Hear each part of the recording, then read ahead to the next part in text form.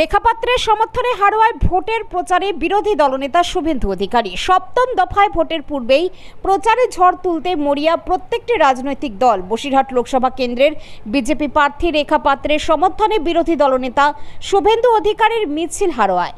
মিছিলে পা মেলান শত শত বিজেপি কর্মী সমর্থকেরা। এদিন হাড়োয়া বিডি অফিস থেকে এই মিছিল শুরু হয়ে হাড়োয়া থানার সংলগ্ন স্থানে মিছিল শেষ হয়। এদিনের র্যালিতে কর্মী সমর্থকদের উচ্ছ্বাস উন্মাদনা ছিল চোখে পড়ার মতো। বেশ কয়েকজন সংখ্যালঘু শ্রেণীর মানুষ বিজেপিতে যোগদান করেন। র্যালি থেকে স্থানীয় তৃণমূল কংগ্রেস নেতৃত্বকে কড়া ভাষায় আক্রমণ করেন বিরোধী দলনেতা শুভেন্দু অধিকারী। ভোটের আগে প্রচার কতটা প্রভাব ফেলবে তার দেখা মিলবে ফল প্রকাশের দিন। জয় তো 100% নিশ্চিত হয়ে গেছে, ঠিক আছে। আজকে যেটা হলো আমাদের মার্জিন কতটা বাড়লো সেটা আমরা দেখে নিলাম। জয় তো আমাদের নিশ্চিত, 100% জয় আমাদের নিশ্চিত আছে। এটা তো আমাদের আগে থেকেই এটা নিশ্চিত হয়ে গেছে। আজকে আমরা দেখতে চাইছিলাম আমাদের মার্জিন কতটা বাড়বে। কর্মীদের মনোবল বাড়ানোর জন্য যে ওনার যা বক্তব্য থাকে সেটা তো কর্মীরা ইতিমধ্যেই উদ্দীপ্ত আছেনই। আর আজকে আরও কাছে পেয়ে এরা তো তাদের 100% দেওয়ার থেকে এবার 200% তাদের কর্মক্ষেত্রে দেবে। সমস্ত ঘরে ঘরে পৌঁছানোর চেষ্টা করছি। এবার তৃণমূলী সন্ত্রাস তো আছে, চাপা সন্ত্রাস, যেটা হয়তো প্রকাশ্যে আসছে না, কিন্তু বাড়ি বাড়ি গিয়ে থ্রেট দেওয়া, যেগুলো তো ওরা করছে। তার মধ্যে থেকেও আমরা চেষ্টা করছি সমস্ত মানুষের কাছে পৌঁছানো।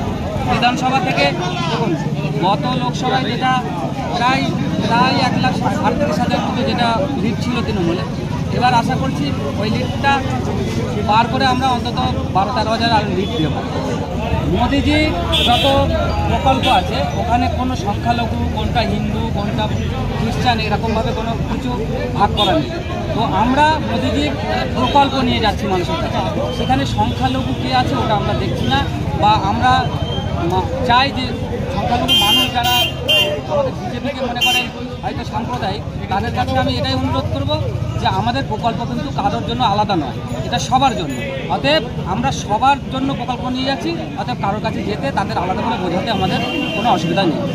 ভোট অনেকটাই নির্ভর করে নির্বাচন কমিশন কতটা অ্যাক্টিভলি কাজ করছে, সেটা আমাদের কর্মীদের কর্মদক্ষতা এবং সেই সঙ্গে সঙ্গে বিরোধী পার্টিদের তাদের হিংসাত্মক চিন্তাভাবনা যতটা আমরা দমাতে পারবো, আশা করি শান্তিতে নির্বাচন করা যাবে। আর যদি শান্তিতে নির্বাচন করা না যায়, তার জন্য তো নির্বাচন কমিশন আছেন, তারা দেখে নেবেন।